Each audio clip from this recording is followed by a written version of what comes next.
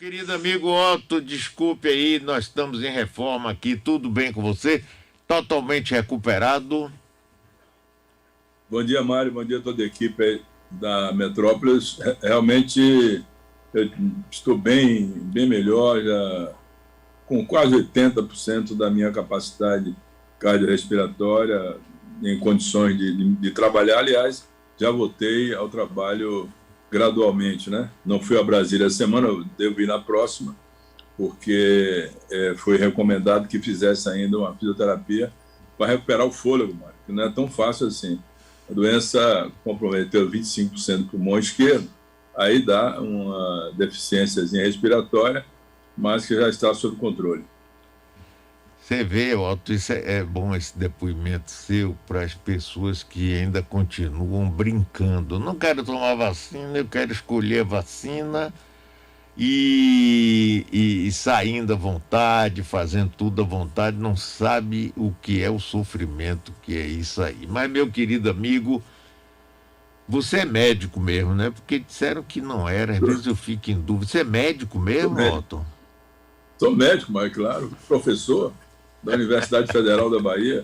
Foi um fake news que fizeram aí os bolsonaristas na época e colocaram isso na mídia. Eu tive que pegar a documentação toda, inclusive do Hospital das Clínicas, Universidade Federal, e encaminhar para o Conselho Federal de Medicina, mostrando também a minha formação.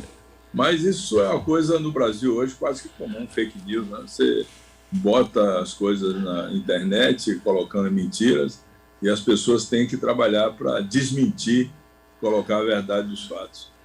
Otto, você gostou do desfile militar de ontem, assim? O que você achou? Parecido com aqueles da União Soviética, China, Coreia do Norte? Como é que é isso aí?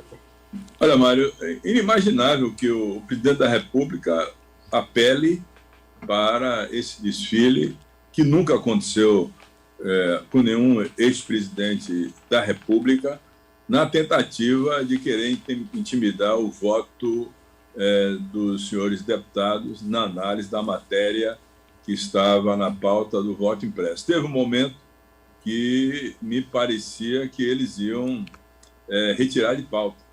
E mais tarde resolveram manter a pauta e a votação, que era uma emenda constitucional, precisava de 308 votos, terminou não tendo os votos necessários, mas foi a 229. A pressão foi muito grande nos deputados federais, feita pelo governo Bolsonaro, inclusive usando a estrutura dos seus ministros, né, ministro da Casa Civil, Secretaria de Governo. Alguns deputados que têm ligação política comigo até me passaram essas informações, oferecendo vantagens ou emendas para que votasse a favor do voto impresso, que é uma visão de Bolsonaro para, perdendo as eleições, poder impugnar as eleições com essa questão do voto impresso, né, dizendo da falta de segurança das urnas. Ele ganhou as eleições da forma atual, né, do voto lá com as urnas eletrônicas, todos ganharam e perderam da mesma forma, e ele aí, vendo a derrota iminente, porque está muito difícil para ele chegar a uma vitória em 2022, vejo que há uma dificuldade muito grande pelos erros cometidos, pela intolerância, pela forma excludente, sobretudo como ele tratou a doença, né? O Bolsonaro fez tudo nesse período, desde que começou a pandemia, menos visitar um hospital de campanha, menos ter sensibilidade, solidariedade, humanidade, para estender a mão do paciente, prestar solidariedade às vítimas da Covid-19. 560 mil brasileiros perderam a vida. Interessante, Mário, que desses 560 mil brasileiros perderam a vida, 73% têm mais de 60 anos, a sua grande maioria aposentados, ou seja, pessoas que perderam a vida, eram aposentados, provedores da família, né? O pai que deixou a viúva, o órfão dos pais que morreram, em alguns casos assim também, dos avós. Então, é uma situação lamentável, porque essas pessoas perderam os provedores, né, que eram os aposentados. Portanto, nada disso comove. É a motociata, agora tanqueaciata, o nome que colocaram lá em Brasília, e o Exército, a Marinha e a Aeronáutica tiveram que, a comando do ministro da Defesa, participar desse desfile, que também não teve unanimidade no Exército Brasileiro. Inclusive, a manifestação do general Santos Cruz foi muito clara nesse sentido. Mas, Otto, eu fiquei preocupado. Eu vou te explicar por quê. Primeiro, ele conseguiu mais votos sim do que não. Segundo, ele conseguiu que os militares topassem fazer esse desfile. Não adianta dizer que isso desde 98 e que foram lá para entregar o convite ao presidente. Tudo é mentira. Tudo isso é mentira.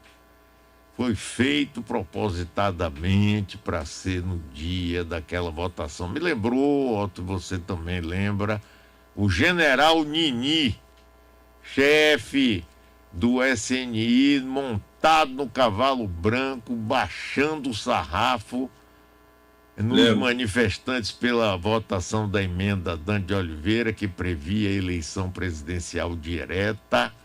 E, mais do que isso, eles fecharam Brasília, não deixaram vir manifestantes do Brasil todo. Então, o que me preocupa, e queria ouvir sua opinião, Otto, é o seguinte: até quando e de que maneira os militares estão participando dessa tentativa dele? Porque os militares americanos disseram, Trump queria fazer lá no dia 4 de julho, no ano da eleição, e os militares disseram não, nós nunca fizemos isso, nunca teve isso, nós somos do Estado, não somos do governo. Mas aqui é diferente. O que é que você não se preocupa com isso, não, Otto? Olha, preocupa sim, preocupa inclusive os senadores, deputados, que entendem que o Bolsonaro ele pensa nisso, ele realmente tem um espírito ditatorial e ele vai tentar de todas as formas desestabilizar as instituições, tipo Supremo Tribunal Federal, Poder Judiciário, tentativa, no início fez isso no Congresso Nacional, depois tomou medo de tantos pedidos de impeachment que tem na Câmara, e o Maia, o Rodrigo Maia, ou agora o Arthur de Lira, poderia dar admissibilidade e iniciar um processo de impeachment. Esse é um pensamento dele. Eu não sei se ele vai ter respaldo nas Forças Armadas. Eu acredito nas Forças Armadas como instituição de governo que não respalde essa tentativa de golpe que pensa o Bolsonaro. Você viu a repercussão internacional disso, né? Os jornais, a imprensa internacional criticou muito isso. O jornal The Guardian, inclusive, colocou como República de Bananas, né? A situação que ele está colocando o Brasil, que hoje é a 12ª economia do mundo, já foi a 8ª, caiu muito nesse período, né? E o presidente não tem projeto, Mário. Me diga um projeto. Não tem um projeto. Não tem uma obra que ele tenha iniciado e concluído.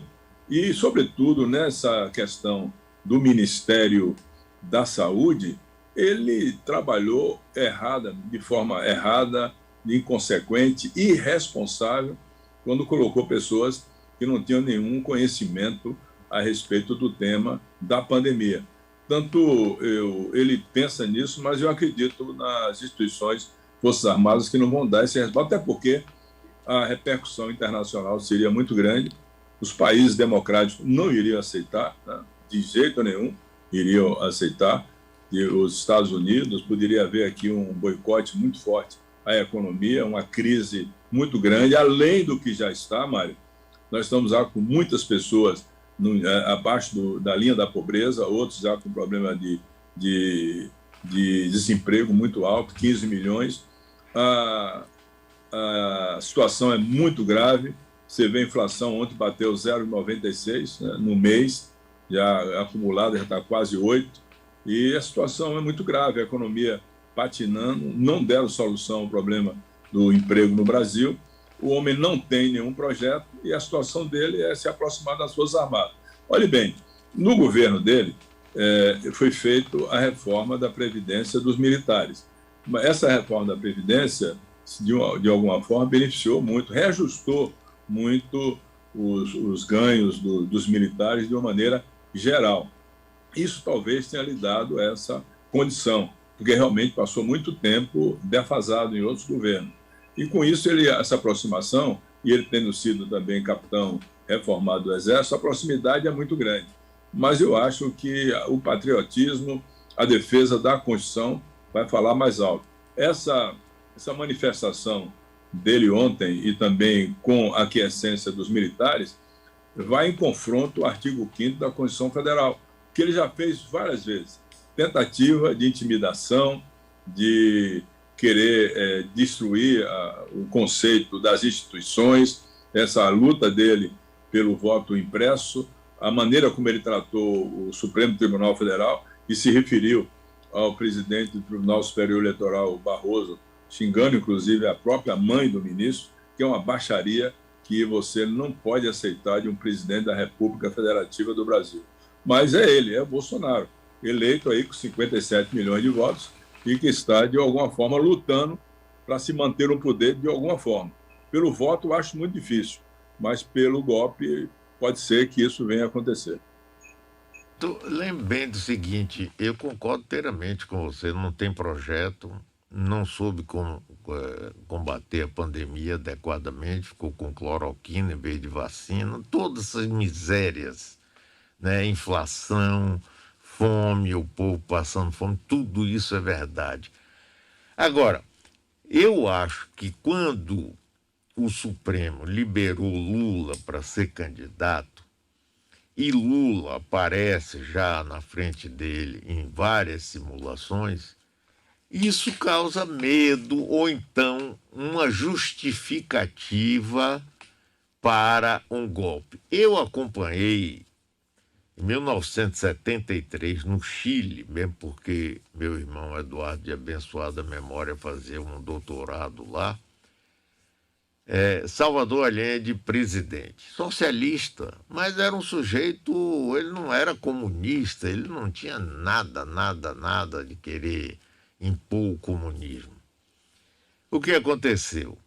O comandante em chefe, Augusto Pinochet, jurava lealdade total à democracia e ao presidente. Fidel Castro foi fazer uma visita, fez um discurso no Estádio Nacional, superlotado, discurso até de 10 horas seguidas. Bom, e é claro que havia um movimento naquela época, havia Guerra Fria, havia um movimento que não tem hoje, mas no final das contas, esse exército, que era considerado, Otto, o exército mais legalista do continente sul-americano, na Bolívia, em todos os países, menos no Chile. Pois é, de uma hora para outra, Pinochet fez aquilo, Salvador Allende suicidou-se e fomos para a ditadura mais cruel naquela época, que, aliás, hoje é elogiada por Bolsonaro, por Paulo Guedes, né, por Onyx, né? Ele tem uma coisa a ver com Lorenzetti, não é Lorenzoni, né? Tanto faz. Entendeu? Antônio Carlos é que dizia isso, que ele tinha nome de chuveiro. Antônio Carlos. Então, eu tenho um receio disso, porque com o surgimento e a força, pelas pesquisas de Lula, pode ser aquilo que diz assim, rapaz, esse cara vem, vai começar tudo de novo, comunista, socialista, Cuba, Venezuela. O que é que você acha disso?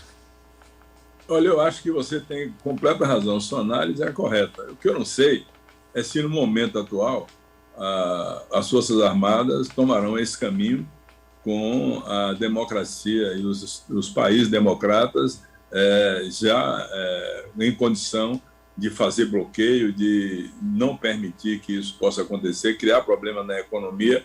Para todo o cenário internacional, será um retrocesso muito grande a democracia no Brasil receber um novo golpe militar, como foi o de 1964.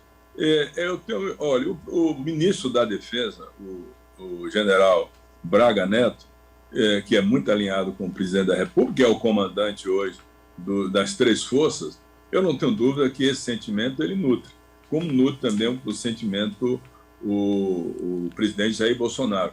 Mas eu vejo, Mário, também uma divisão muito grande, e tenho lá contatos em Brasília com alguns militares, uma divisão muito grande nesse sentido.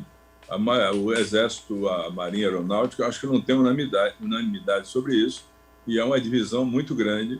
Eu creio que vai prevalecer a democracia, vai prevalecer também as eleições de 2022. A questão do presidente Lula, e ele hoje pontua como o primeiro colocado no Brasil, acho que com o dobro dos votos do presidente Bolsonaro e com outros candidatos também. Eu creio que é uma situação ainda muito incipiente, inicial, que se vai verificar isso no próximo ano. Acho que temos que acreditar nas instituições. O presidente do Senado Federal, o senador Rodrigo Pacheco, deu uma declaração ontem muito segura a respeito do tema. Nós votamos ontem e derrubamos a Lei de Segurança Nacional, que você conhece muito bem, que foi ainda editada em 1983 por João Batista Figueiredo, o último presidente do regime militar. Essa matéria estava na Câmara dos Deputados desde 1991, pelo deputado Hélio Bicudo. Ela foi aprovada na Câmara, aprovada no Senado ontem, só foi alterada a redação para não ter que voltar para a Câmara, mas é uma nova lei de segurança nacional que dá mais condição de segurança à imprensa, que pune fake news, que também tem pena para aqueles que querem conturbar as eleições, que dá garantia para as manifestações livres e soberanas das pessoas, das organizações sociais, dos sindicatos. Ou seja, melhorou muito essa situação. Eu acho até que o presidente Bolsonaro vai vetar muito desses artigos, se não quase todos esses artigos, mas nós vamos ter voto tanto na Câmara como no Senado para derrubar esses vetos e modernizar a Lei de Segurança Nacional. Do outro lado, a Câmara deu uma resposta muito boa, derrubando, enterrando o voto impresso, que não virá mais para o Senado, e no Senado também não vai nem tramitar. Tem lá um projeto similar a esse, mas eu tenho certeza absoluta que não será pautado pelo presidente da Casa, o senador Rodrigo Pacheco. Eu não posso afirmar a você que haverá ou não. Minha cabeça é pela democracia, pela liberdade, pelo Estado democrático de direito, como todos nós queremos. Mas, realmente, o ensaio ontem foi um ensaio que não saiu muito bem, nem na imprensa nacional, muito menos na imprensa internacional, que as críticas foram muito grandes e a Câmara não se intimidou, muito menos o Senado se intimidou com essa proposta do Jair Bolsonaro de fazer aquele desfile de tanques de guerra, de lançador de foguete, enfim, uma situação que ninguém esperava que pudesse acontecer. O seu partido, PSD, 20 deputados votaram favoráveis ao voto impresso, 11 não e 4 ausentes. O que é que você acha disso, Otto? Olha, Mário, eu acho que o PSD ele é um partido, do ponto de vista na Câmara dos Deputados, tem deputados que apoiam o governo, tem deputados também que não votam com o governo e tem independência. Isso é natural nas casas legislativas. Por exemplo, no Senado Federal, os 11 senadores do PSD votaram para a modernização da Lei de Segurança Nacional. Acho que nenhum votou contra isso, acho que todos foram a favor. Na Câmara, a bancada são 36 deputados, ocorre votos de forma independente, cada um vota com sua consciência. Eu orientei aqui que os 6 da Bahia votassem para derrubar o voto impresso, mas nem sempre sou atendido, e todo deputado tem sua autonomia, né, de votar com sua consciência, embora, conversando com eles, eu converso muito com todos vocês, né? Com o Paulo Magalhães, com o José Nunes, com o Charles, com o Sérgio, com o Antônio Brito, com o Otto Alencar Filho. Eu dou orientação, tenho mais experiência, mas nem sempre sou ouvido, né? Essa é a grande realidade. CPI da Covid, que pé está e você acha que vai chegar aonde?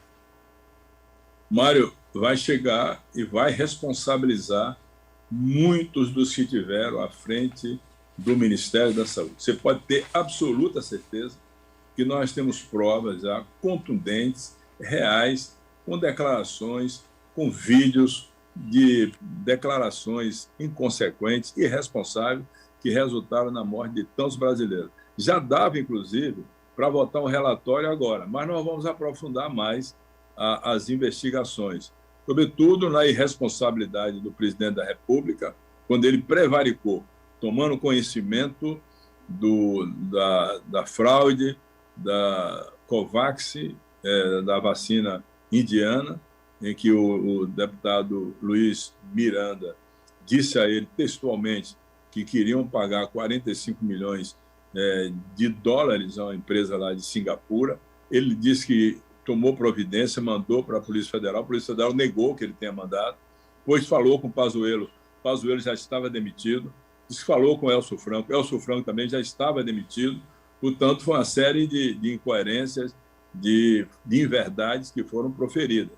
Além disso, toda a estrutura do Ministério, do Pazuello, do Elcio Franco, da Capitã Cloroquina, do Osmar Terra, todos aqueles que pregaram imunidade de rebanho, medicamentos ineficazes, que desviaram, inclusive, recursos, né? Recursos que eram destinados a combate à pandemia, inclusive recursos de combate à pandemia, que foram aplicados em favor do Exército Brasileiro.